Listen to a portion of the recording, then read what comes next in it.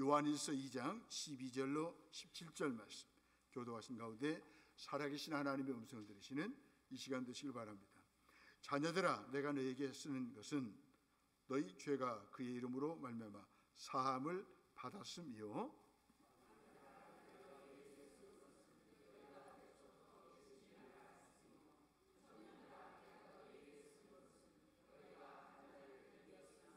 아이들아, 내가 너희에게 쓴 것은 너희가 아버지를 알았으며 아비들아, 내가 너희에게 쓴 것은 너희가 태초부터 계신 이를 알았으며 청년들아, 내가 너희에게 쓴 것은 너희가 강하고 하나님의 말씀이 너희 안에 거하시며 너희가 흉악한 자를 이겼음이라.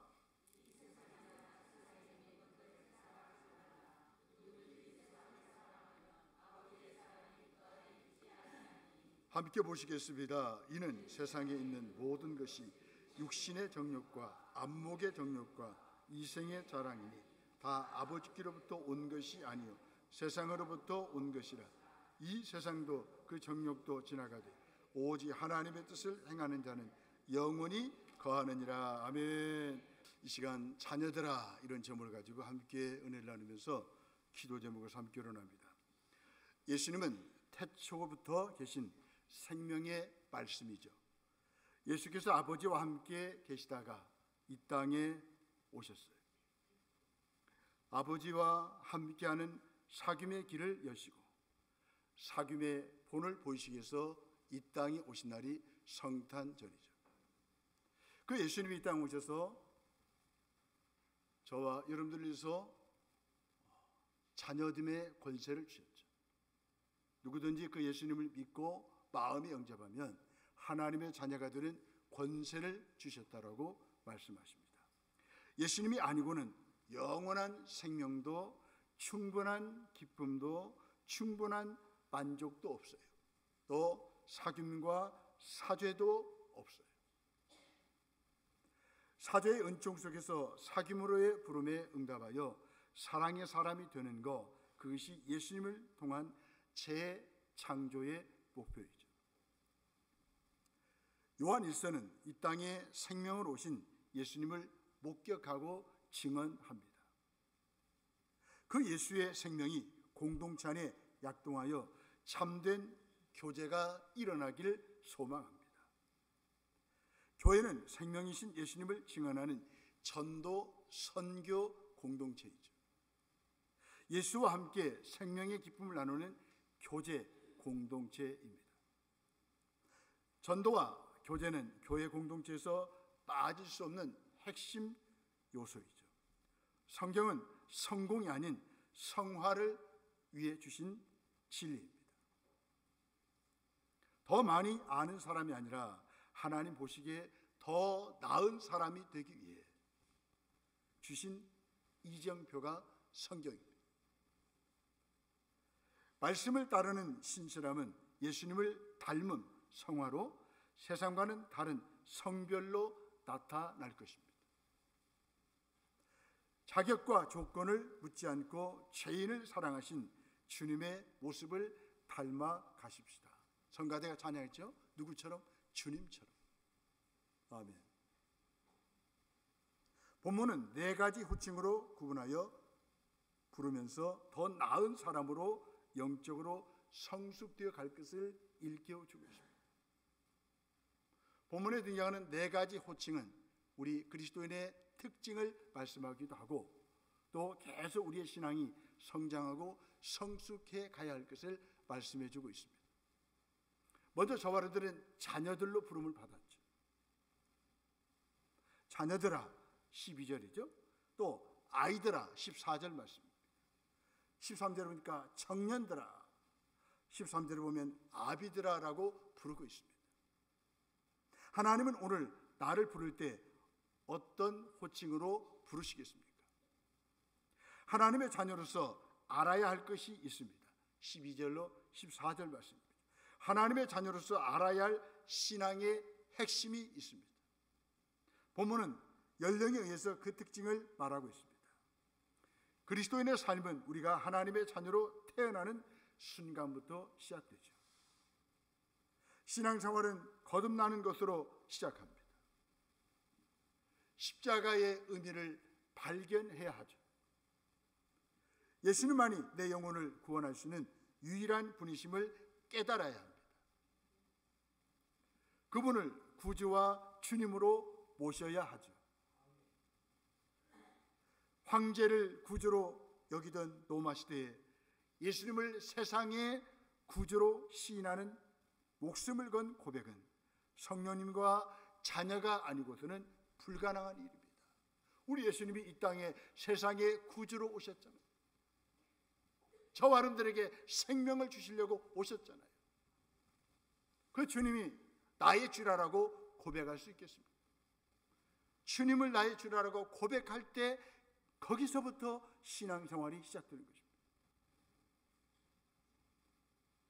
우리의 구원과 자녀됨은 하나님의 큰 사랑의 결과입니다. 하나님은 사랑하기에 창조하셨고 그 사랑으로 저와 여러분들을 다시 살리셨습니다. 그렇다면 자녀들의 특징이 무엇입니까? 12절에 보시면 죄사함을 받는 특징이 있습니다. 12절에 보시면 자녀들아 너희 죄가 그의 이름으로 말미암아 사함을 받았으며, 여러분 하나님의 자녀가 누굽니까? 예수 그리스도를 믿음으로 죄 용서를 받은 사람이에요.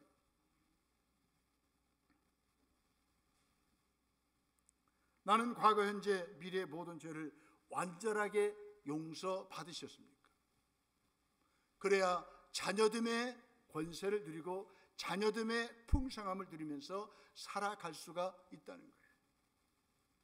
에베소서 1장 7절에 말씀합니다. 우리가 그리스도 안에서 그의 은혜의 풍성함을 따라 그의 피로 말미암아 구속 곧 죄사함을 받았으니. 아멘. 은혜로 주님을 믿음으로 저와 여러분들은 죄사함을 받았습니다. 하나님의 자녀가 됐습니다. 주 예수 그리스도께서 나의 죄를 짊어지시고 십자가에 흘리신 그 보배로운 피만이 나의 죄를 구속한다는 사실을 믿을 때 저와 여러분들은 하나님의 자녀가 된 것입니다. 이것이 우리의 영적 생활의 출발점이에요. 사도 요한은 그가 하나님의 자녀가 되었다는 사실이 감격스러워서 이렇게 말합니다. 요한일서 3장 1절입니다. 보라, 아버지께서 어떠한 사랑을 우리에게 베푸사 아버지의 하나님의 자녀라 일컬음을 받게 하셨는가. 여기서 어떠한이라는 말은 헬라어 원문을 보니까 놀라운 표현이에요. 감격스러울 때 이 표현을 쓰고 있습니다. 어떠한 사랑을, 놀라운 사랑을 우리에게 베푸셨다는 거예요. 그 사랑의 결과로 저와 여러분들이 하나님 아버지의 자녀가 됐다는 거예요. 우리는 날마다 자녀된 것 때문에 놀라셔야 됩니다. 감격스러워하셔야 됩니다. 하나님의 자녀는 하나님의 사랑을 받은 자이죠. 사랑은 하나님의 본질적인 성품입니다. 하나님의 사랑이 무슨 특징이 있겠습니까? 깊이가 있어요. 높이가 있어요. 넓이가 있어요. 그 사랑이 십자가를 통해서 나타나게 하시려고 우리 예수님이 이 땅에 오신 거예요. 친히 인자에 온 것은 대속물로 모든 사람들에게 주기 위해서 오신 것이 아니겠습니까? 하나님의 사랑의 대상은 세상이고 사랑의 증거는 아들을 주신 일입니다. 우리가 하나님을 사랑하기 전에 하나님이 먼저 우리를 사랑하셨기 때문에 감격하는 거죠. 사랑받을 만한 조건이 없어요. 사랑받을 만한 자격이 없어요. 본질상 진노의 대상이었는데 아직 죄인 됐을 때, 원수 됐을 때, 경건치 아니할 때 하나님이 예수 그리스도 안에서 저와 여러분들을 사랑하셨다는 것을 보여주기 위해서 예수님이 이 땅에 오신 것입니다. 이 사랑이 우리를 변화시켰습니다. 죄인들, 상처 입은 자, 환자들, 환난 당한 자들을 다 하나님의 사랑이 변화시켰습니다. 요한 공동체 구성원들도 그렇게 변화된 자들의 모임이었습니다. 우리 주동교회 모임의 구성원은 바로 하나님의 사랑에 확신을 가진 분들이 모인 거 아니겠습니까? 하나님의 사랑을 받은 사람들이 모인 곳이 바로 교회가 아니겠습니까? 반면에 세상은 예수님을 알지 못하고 예수님 안에 나타난 하나님의 사랑을 알지 못합니다. 이렇게 눈이 오는 날, 쌀쌀한 날씨에 교회 가는 거, 예배드리러 가는 거 다른 사람들은 모르죠. 그러나 하나님의 은혜로 내가 사랑받고 자녀가 됐기 때문에 기쁨으로 이 아침에 나와서 하나님 앞에 예배를 드리는 거죠. 이 때문에 이 사랑을 입은 하나님의 자녀도 세상 사람들은 알지 못해요. 외모만 보고 아무개 양반, 아무개 때 그러죠. 그러나 우리 안에는 예수의 생명이 있었다는 하나님 아버지의 자녀예요.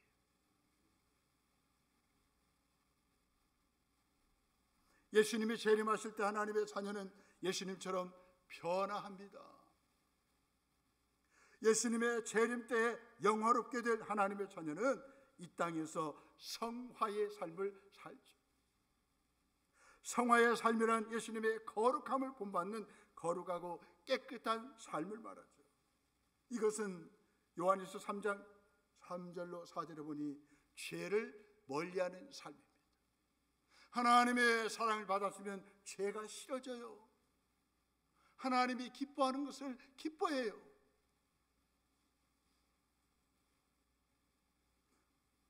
나는 하나님의 자녀로 삼아주신 그 사랑에 대한 감격스러운 고백이 있습니다. 우리 성가대도 주님처럼 찬양을 드렸는데 그 가사 내용처럼 주님 앞에 신앙 고백하고 드린 찬양대로 살면 우리의 삶에 놀라운 변화가 일어날 것입니다. 우리 성가대 주의자님은 그 곡 하나 선택하려고 새벽에 나와서 기도를 합니다. 기도. 주여, 다음 주는 무슨 찬양을 드릴까? 여러분들 그 심정을 아십니까? 여러분들 주무실 때 성가대 지휘자님은 나와가지고 기도합니다. 주여, 다음 주 곡을 주시옵소서. 목사하고 똑같아요. 다음 주 무슨 말씀 전해? 맨 다음 주 무슨 말씀? 늘 무거운 짐입니다.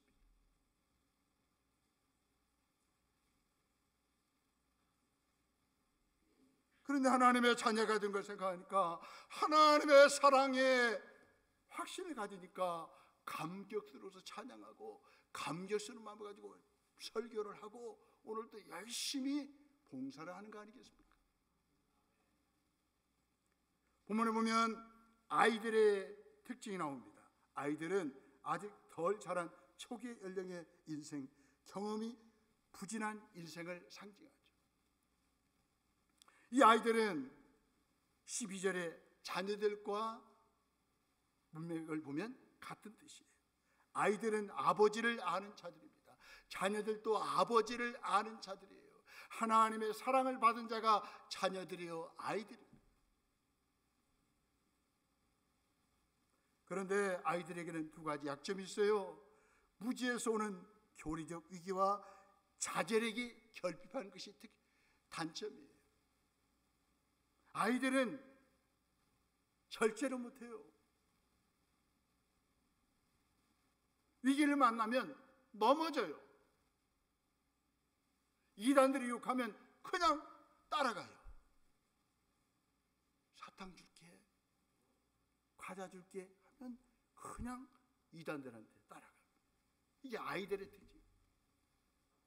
달콤한 말로 유혹하면 넘어가는 것이 아이들의 특징이에요. 또 아이들은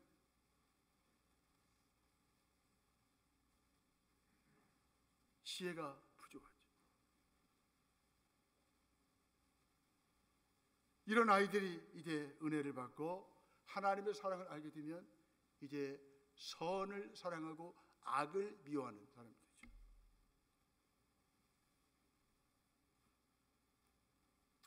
성경에 보면 늘 아이들은, 어린아이는 순수함이 있습니다.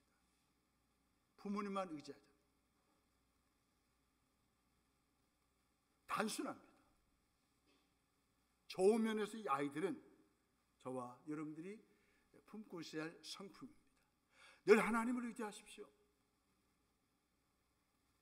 단순하게 하나님의 사랑을 확인하시고 그 하나님을 사랑하고 섬기며 살아가야 됩니다. 또 청년들이 있습니다. 13절에 보니까 청년들의 특징이 있습니다. 영적인 청년들은 세 가지로 묘사하고 있습니다. 강력한 힘이 있어요. 또 강하기 때문에 흔들리지 않아요. 아이들은 자꾸 흔들립니다. 청년들은 흔들리지 않아요. 그 다음에 악한 자를 이깁니다. 활력 있는 삶을 살아가죠. 우리 어르신들도 은혜 받고 하나님의 사랑을 깨달으면 청년입니다. 70은 7청년, 80은 8청년, 60은 6청년, 저희 교회는 청년부밖에 없어요. 별로 마음에 안 드시나 봐요. 마침내 우리는 성숙한 경지에 도달합니다. 아비들이에요. 아비들의 특징은 무엇입니까? 태초부터 계신 그분 하나님의 존재를 알기 시작합니다. 하나님이 누군지를 알고 하나님의 성품을 알게 되면 우리의 신앙이 자라가는 거예요. 하나님에 관한 체험들이 쌓여 있습니다. 위대한 사상가 토마스 카라일이라고 하는 사람은 다음과 같은 말을 합니다. 우리 역사가 요구하는 사람은 하나님을 소문으로 아는 사람이 아니라 하나님을 체험으로 알고 있는 사람이다.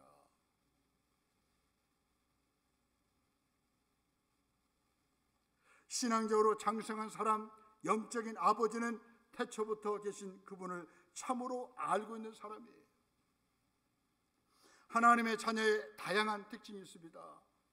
아비들, 청년들, 아이들 있습니다.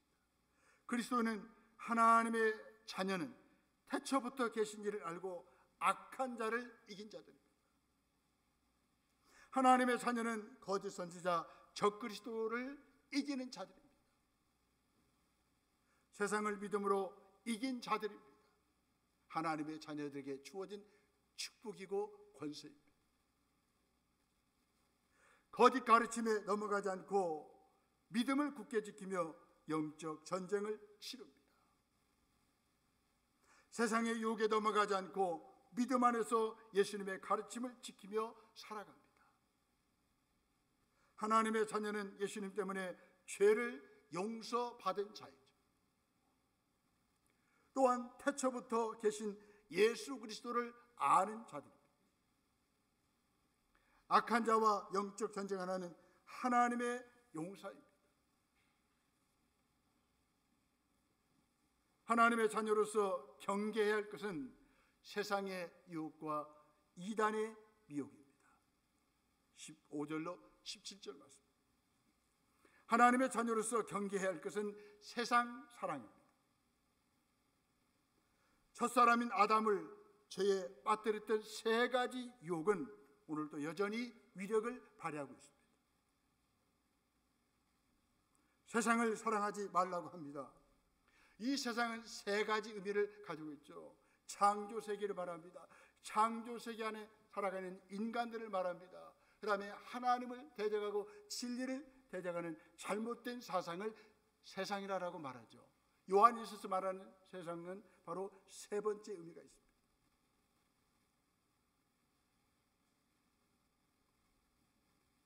성경은 세상의 육신의 정욕과 안목의 정욕과 이생의 자랑으로 구성되어 있다라고 말씀하고 있습니다. 16절 말씀입니다. 육신의 정욕은 타락한 인간 본성이 나오는 욕심을 말하죠. 안목의 정욕은 인간의 욕심 중 특히 눈을 통한 죄를 말합니다. 세상을 눈으로 보며 마음으로 죄를 짓기 때문이죠. 이생의 자랑은 세상에 있는 것, 특히 자신이 소유하고 있는 것들을 자랑하는 태도입니다. 이 세 가지 태도는 하나님을 사랑하는 것과 어울리지 않습니다. 이 세 가지를 사랑하는 것은 하나님의 자녀와 어울리지 않는 모습이에요. 악한 자는 하나님의 자녀들이 넘어지도록 신앙이 자라가지 못하도록 유혹합니다. 13절에 보니까 사단, 악한 자라고 표현하고 있습니다. 그 사탄 마귀가 우리를 넘어뜨리려고 나약하기 위해서 세 가지 무기를 사용하고 있습니다. 육신의 정욕, 또 안목의 정욕, 이생의 자랑을 가지고 우리를 넘어뜨리려고 합니다. 첫사람 아담은 실패했어요. 하지만 둘째 아담이신 예수 그리스도께서는 광야에서 사단의 시험을 이겼습니다. 이 세 가지 유혹을 이겼습니다. 여러분, 예수님도 시험 받았는데 오늘날 저와 여러분들도 시험을 받는 것이 당연하지 않겠습니까? 많은 분들이 여기에 넘어져요. 예수님은 하나님의 말씀이 거하셔서 승리하셨습니다. 아버지의 사랑이 그분 안에 있어서 이기셨습니다. 성가대 15절 한번 읽어보세요. 15절 시작.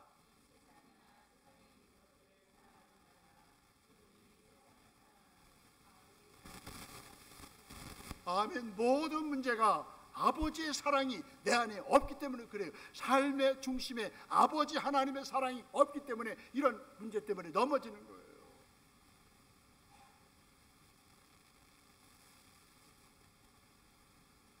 나의 마음속에 얼마만큼 하나님의 말씀, 하나님의 사랑이 거하고 있습니다. 하나님의 자녀의 힘과 영광과 보람을 사모하십니다. 은혜의 말씀 속에서 강하십시오. 아버지의 사랑을 날마다 확인하십시오. 자신을 화목제물로 내어주시면서 우리를 사랑의 관계로 초대하셨어요. 하지만 세상을 벗삼아 산다면 주께서 얼마나 상심하시겠습니까?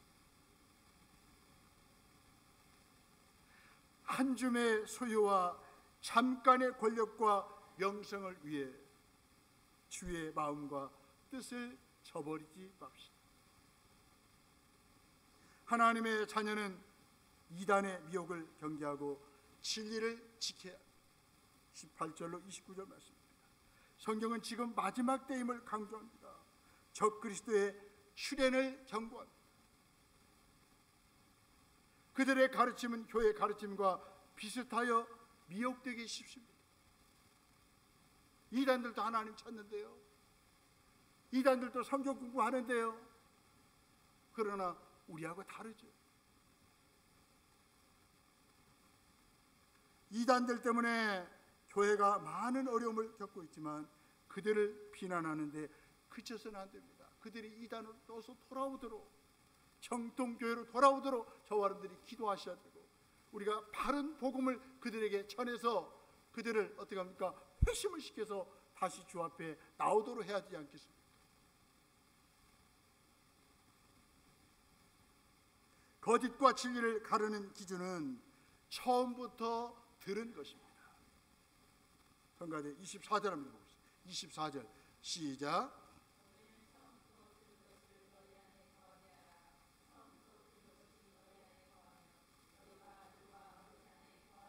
아멘. 처음부터 들은 것이 사도들이 저와 여러분들에게 전해진 복음이에요. 여러분, 진리는 밥이에요. 밥. 날마다 먹어도 지루하지가 않아요. 이단들은 진리 아닌 것을 새로운 것처럼 이야기하면서 진리가 아닌 것을 고백하고 있잖아요. 여러분, 진리가 뭡니까? 복음이 무엇입니까? 처음부터 저와 여러분들이 들은 것입니다. 그 그것을 고리타분하게 여기고 경계를 넘어 새 교훈을 찾는 자들은 이단의 노략물이 되기 쉽습니다. 새로운 지식이 홍수처럼 쏟아지고 있습니다. 그럴듯한 교훈들이 진열대를 채우는 시대에 살고 있습니다. 거짓 가르침에 미혹되지 않으려면 복음의 기초를 더욱 튼튼히 다져야 합니다. 예수님이 재림하실 때 그 앞에서 담대하고 부끄럽지 않으려면 주 안에 거해야 합니다. 28절 말씀 함께 읽어봐요. 28절 시작. 자녀들아 이제 그 안에 거하라. 이는 주께서 나타내신 바 되면 그가 강림하실 때 우리로 담대함을 얻어 그 앞에서 부끄럽지 않게 하려 함이라. 아멘. 여러분, 우리는 하나님의 자녀입니다. 자녀들은 주 안에 거해야 됩니다. 말씀 안에 거해야 됩니다. 언제요? 처음부터 들었던 말씀, 복음을 우리가 잘 간직하셔야 돼요. 그럴 때 담대합니다. 주님 앞에 설 때. 그리고 부끄러움을 당하지 않습니다. 더 나가서 하나님의 자녀는 의와 사랑을 실천합니다. 29절 말씀. 의와 사랑을 행하는 삶이 우리가 하나님의 자녀라는 증거가 될 것입니다. 재림을 소망한다면 적 그리스도를 경계해야 합니다.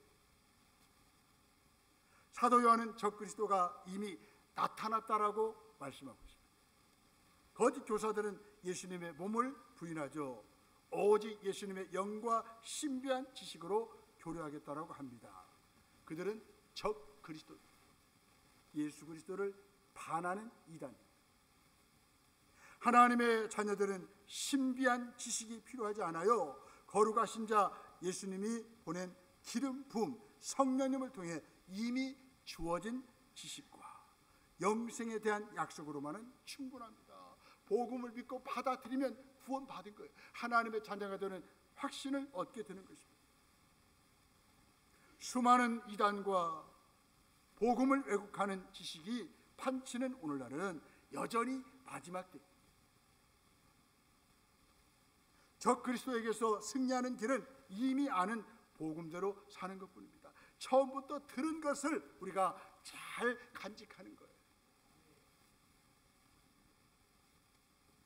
그 당시에 예수님과 그리스도를 분리하는 이단이 있었습니다. 여러분, 예수와 그리스도를 분리하는 것은 다 이단입니다.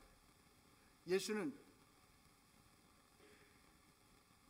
인성, 하나님이 이 땅에 저와 여러분을 구원하시려고 사람의 몸으로 보내신 예수입니다. 그리스도는 하나님의 성품가지고, 하나님 성품가지고 있는 신성입니다. 구원자가 되시려면 인성과 신성을 가져야 돼요. 그런데 이단들은 하나만 강조합니다. 다 이단. 저와 여러분들은 예수 그리스도를 분리할 수가 없어요. 그 당시에 많은 사람들이 이단에 빠졌습니다. 대표적으로 세린투스주의자들이 있었습니다. 그들은 고난받으신 예수님과 천상에서 내려오신 그리스도를 구분했습니다. 이단. 여러분, 3, 4일에 태어나실 그 예수님은 하늘에 오신 분이시지만 아기 예수님을 태어나신 예수님과 똑같은 분이십니다. 아멘. 이단들은 다르다라고 말합니다. 그래서 고귀한 신적 존재인 그리스도는 고난을 받지 않았다라고 주장합니다. 거짓이죠. 이단이죠. 우리 예수는 하나님이시지만 고난을 받으셨어요.